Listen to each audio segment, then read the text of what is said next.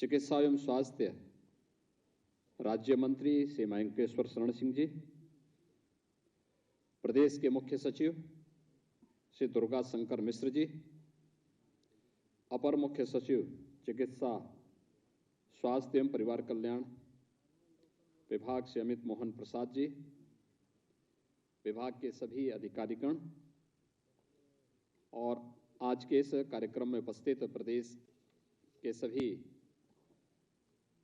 प्रदेश के सभी कार्मिकगण और उपस्थित भाइयों बहनों, पंडित दीनदयाल उपाध्याय राज्य कर्मचारी कैशलेस चिकित्सा योजना शुभारंभ के अवसर पर मैं आप सबको हृदय से बधाई देता हूं। आप सबके प्रति मैं अपनी शुभकामनाएं व्यक्त करता हूं।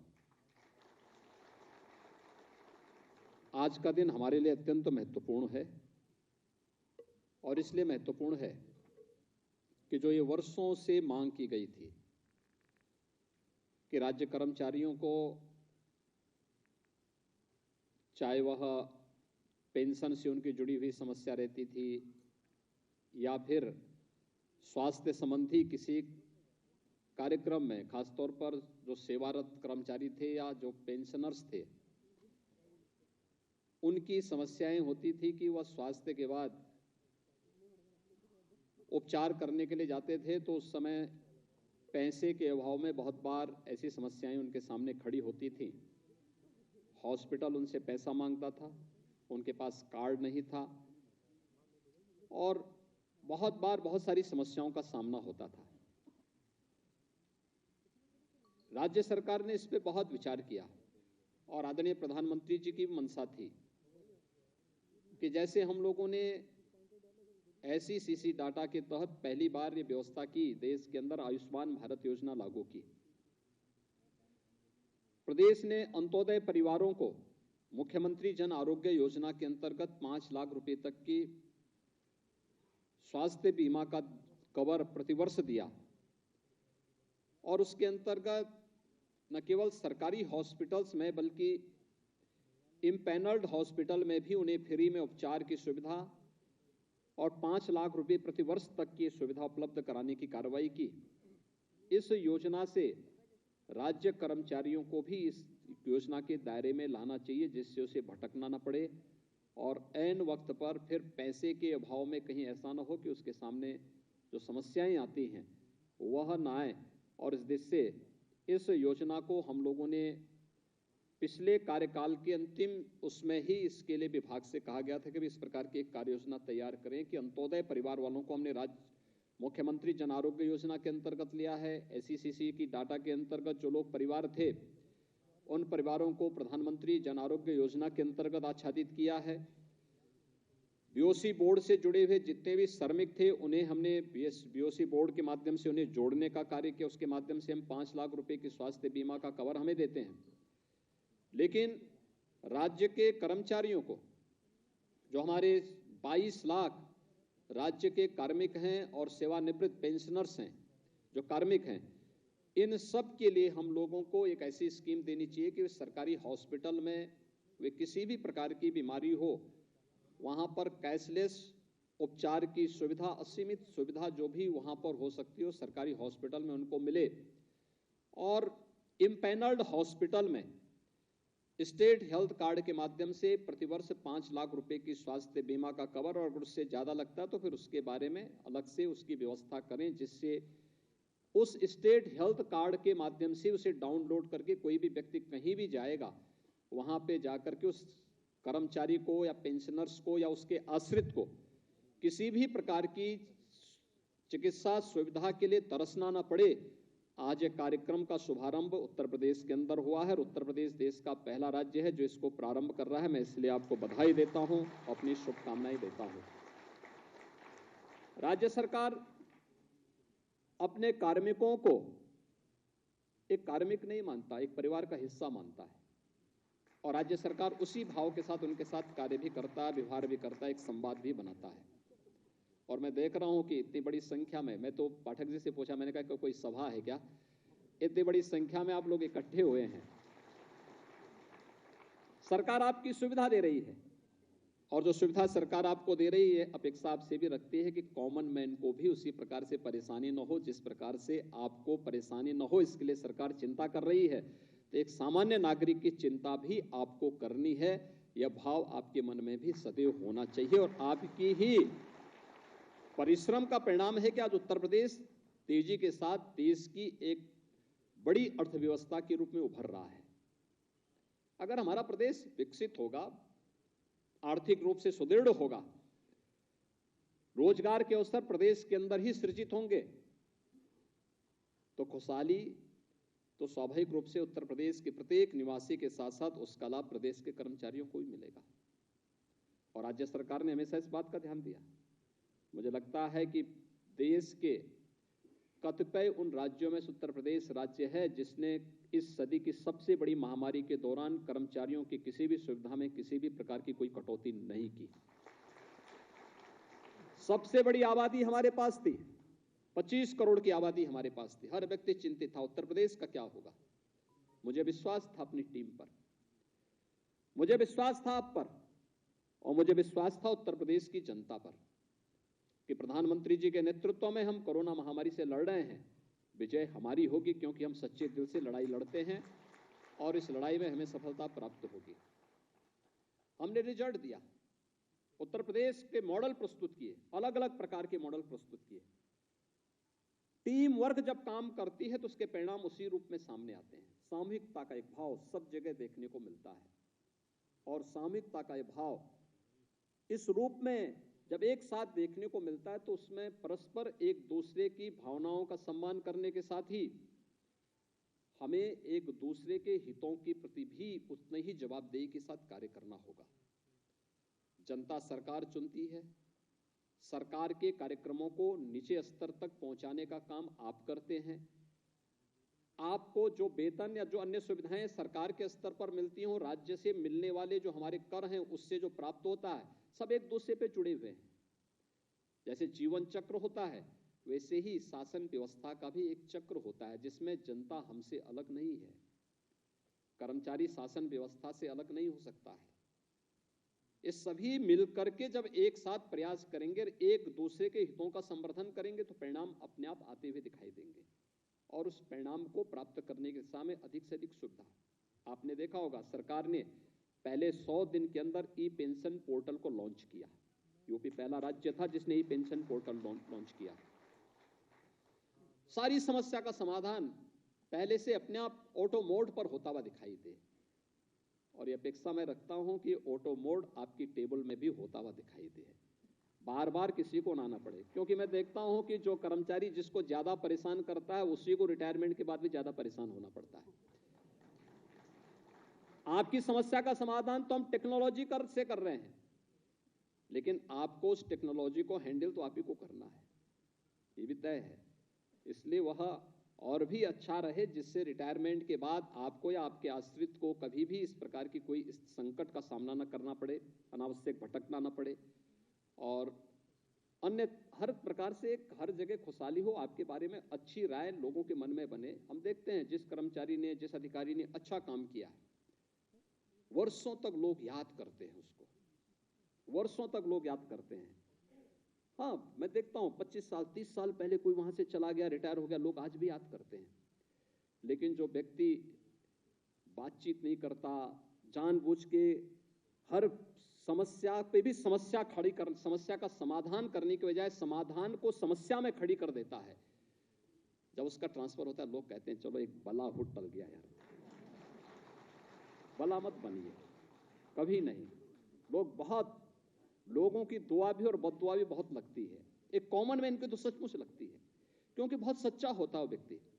और मुझे लगता है कि हमें दुआ लेनी चाहिए, हर व्यक्ति की दुआ लेनी चाहिए, उसके लिए हमें बनना चाहिए। और मैं देख रहा था यहाँ पे, मैं अमित मोहन जी से कहूंगा और ब्रजेश से भी कहूंगा कि भाई कम से कम कर्मचारी नेताओं को भी उनको कार्ड देना चाहिए था। यहाँ पे बुला करके उनको कार्ड बुलाते, मंच पे देते, तो उनको भी अच्छा लगता है और उनको भी लगता है कि शासन की कार्य पद्धति किस रूप में कार्य कर रही है, कैसे कार्य कर रही है। ये डिमांड नहीं की। देखिए, हमारे चुनाव हुए 10 मार्च को परिणाम आए थे, पता नहीं और लोगों को क्या विश्वास था क्या नहीं था, लेकिन मैं पहले से जानता था कि हमारी सरकार फिर से आ रही है। लोग अलग अलग प्रकार की चर्चा करते थे। हम कहते थे कि देखिए, हम लोगों ने कार्य किया है, बुलेट ट्रेन की स्पीड से सरकार चली है और बुलेट ट्रेन की स्पीड से ही सरकार फिर वापस लेके आएंगे। और पूरी मजबूती के साथ प्रदेश की जनता जनार्दन ने आदरणीय प्रधानमंत्री जी के मार्गदर्शन में, उनके नेतृत्व में फिर से सरकार बनाने में योगदान दिया। मैं देख रहा था, मैं पिछले कार्यकाल में मैं देखता था कि हर महीने 2 महीने में किसी न किसी कर्मचारी संगठन का एक वादा था कि हम लोग मिलना चाहते हैं। मैं मिलता भी था। इस दौरान उन्हें भी कुछ संकोच हुआ होगा, नहीं आए। और उन्होंने डिमांड भी नहीं की कि हमें कैशलेस सुविधा दी जाए, लेकिन ये सरकार का दायित्व है, क्योंकि परिवार में कोई परिवार का अभिभावक किसी के साथ, परिवार के किसी सदस्य के साथ भेदभाव नहीं कर सकता। उसको तो एक भाव के साथ सबको देखना है, और एक भाव के साथ देखने के साथ जो सुविधा हो सके, चाहे वह कार्मिक वर्तमान में कार्य कर रहा हो या सेवानिवृत्त हो गया हो। अगर सेवानिवृत्त में तो हुआ इसी प्रदेश में अपना योगदान दे रहा है। रिटायरमेंट के बाद हो सकता है सरकारी सेवा में नहीं, लेकिन अपने अनुभव का लाभ समाज को किसी न किसी रूप में तो दे रहा है। तो उन सब में किसी को भी परेशानी न हो, इस सरकार का दायित्व है। एक नागरिक के रूप में वो किसी न किसी रूप में इस व्यवस्था का हिस्सा बना हुआ है। ये हमारा दायित्व बनता है कि हम सब इस व्यवस्था के साथ जुड़े, और मैं आप सबको इस बात के लिए आश्वस्त करता हूं, राज्य सरकार आपके हितों के लिए पूरी प्रतिबद्धता के साथ कार्य कर रही है। कहीं भी किसी भी प्रकार का कोई इस प्रकार की स्थिति नहीं। आपने देख लिया, इस सदी की सबसे बड़ी महामारी में भी बिना रुके, बिना डिगे, बिना झुके सरकार कार्य करती रही। हर जगह मैं देखता था कि हर राज्य से मांग होती थी कि आज 30% कर्मचारियों की इसमें कटौती हुई, फलानी जगह इतने इसमें ये कटौती हो रही है। तो मेरे सामने भी प्रस्ताव आया था। मैंने कहा भी सब कुछ करना, लेकिन कर्मचारियों के एक तो उनकी किसी भी व्यवस्था में कोई कटौती मत करना। दूसरा, वेतन और पेंशन समय पे देना है। ये हम क्या कर सकते हैं, इसकी व्यवस्था आप सुनिश्चित करिए। ये व्यवस्था करना सरकार का दायित्व बनता है। आपने देखा होगा, हमने सबको व्यवस्थित समय पे, लॉकडाउन रहा हो या कोई व्यवस्था रही हो, बाद के समय में समस्या न हो, इसके लिए हम लोगों ने लॉकडाउन की व्यवस्था को छोड़ दें तो शेष दिनों में आपने देखा होगा कि हम लोगों ने मार्केट को भी बंद नहीं किया, उद्योगों को बंद नहीं किया, जिससे एक कैश फ्लो बना रहे, राज्य सरकार के पास एक रेवेन्यू आता रहे, और हम लोग शासन की व्यवस्था के साथ साथ 25 करोड़ लोगों के जीवन में किसी भी प्रकार का संकट ना आए, इसके लिए भी हम लोग लगातार कार्य करते रहे। परिणाम हमारे पक्ष में आए। हमारे मॉडल को लोगों ने माना, कहा कैसे उद्योग चला रहे हैं। हमने कहा भी हम लोगों ने वहां पे कोविड केयर सेंटर बनाए हैं, कोविड हेल्प डेस्क आकर के कोविड के दौरान आकर के अपनी ड्यूटी निभाई। लोग कहते थे अब कैसे हो पाएगा। हमने कहा भाई हमारी तो सारे कर्मचारी आ रहे हैं ड्यूटी पे, कोविड हेल्प डेस्क का पालन करते हैं, कोविड केयर सेंटर बनाए गए हैं, स्वास्थ्य विभाग के कर्मचारियों ने, हेल्थ वर्कर्स ने, आंगनबाड़ी आशा वर्कर, ये जितने हैं एएनएम, इन सब ने गांव गांव में जाकर के किस सेवा भाव के साथ कार्य किया, अभूतपूर्व दृश्य था। और उस चुनौती को फेस करने के बाद अब हम लोग एक अच्छी दिशा में आगे बढ़ रहे हैं। तो मिलकर के हम सबको इस व्यवस्था के साथ जुड़ना होगा, एक साथ मिलकर के बेहतरीन टीम वर्क के माध्यम से बेहतरीन संवाद बना करके परिणाम देना होगा। और जब भी हम इस व्यवस्था को करेंगे, प्रदेश खुशहाली के साथ आगे बढ़ते हुए देश की सबसे बड़ी अर्थव्यवस्था बनने की ओर अग्रसर होगा।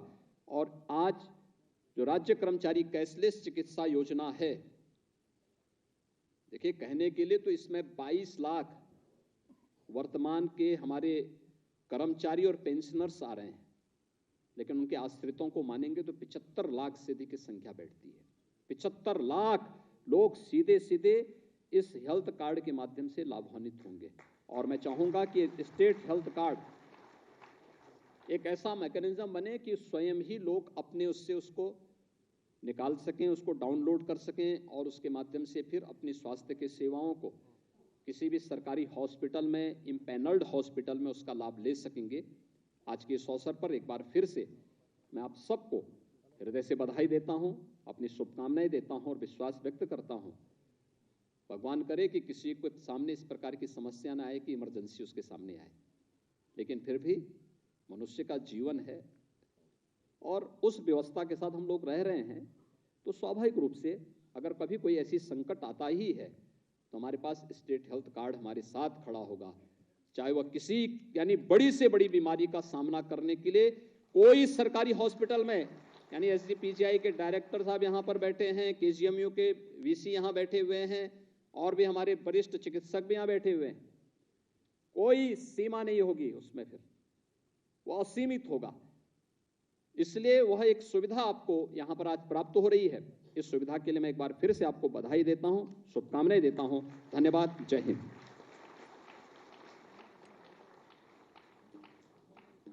बहुत बहुत धन्यवाद प्रेरणादायी उद्बोधन के लिए। साथ ही हम आगे बढ़ते हैं तो सभी का आज के शुभ मौके पर विधिवत आभार व्यक्त करने के लिए मैं सादर आमंत्रित कर रही हूं अपर मुख्य सचिव महोदय स्वास्थ्य एवं परिवार कल्याण श्री अमित मोहन जी को आप सबकी जोरदार तालियों के साथ।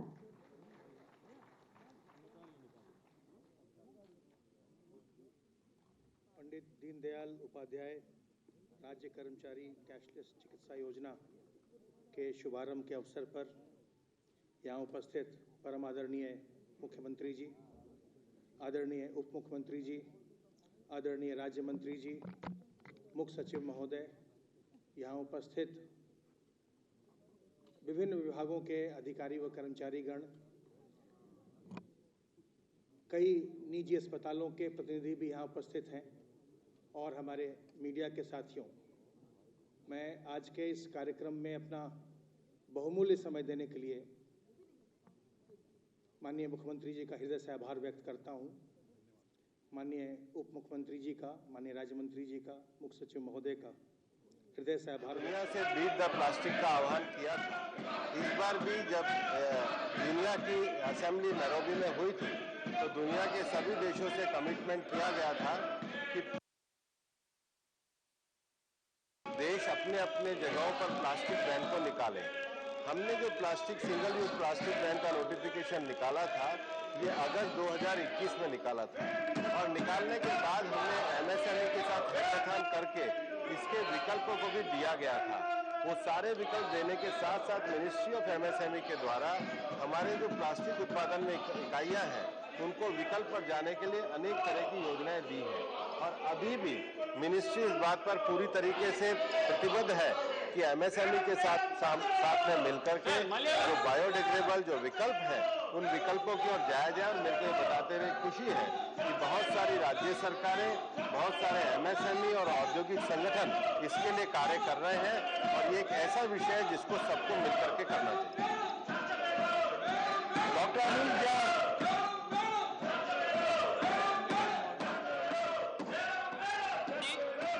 मेरा माननीय मंत्री जी से स्पष्ट प्रश्न है कि जो विकल्प हैं, बायोडिग्रेडेबल विकल्प हैं एनवेलप्स के लिए और वो उस दिशा में कुछ कंपनियां काम कर रही हैं, तो उनको कोई सब्सिडी की या उनको इंडस्ट्री लगाने के लिए प्रोत्साहन की कोई व्यवस्था सरकार में है? उत्तर प्रदेश में, आगरा में और नोएडा में कई जगह ऐसे एप्लीकेशंस आए हैं लेकिन उनको अभी इसका कोई स्पष्ट जानकारी नहीं मिल पा रही है, तो कृपया बताने की कृपा करें।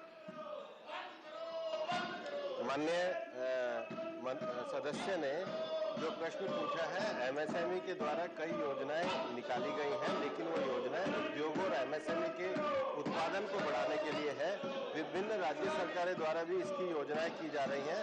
मैं साथ माननीय सदस्य को वो योजनाएं जो विभिन्न राज्य सरकारें और एमएसएमई मंत्रालय द्वारा की जा रही है निश्चित रूप से उनको मैं भेज दूंगा। करदम जी,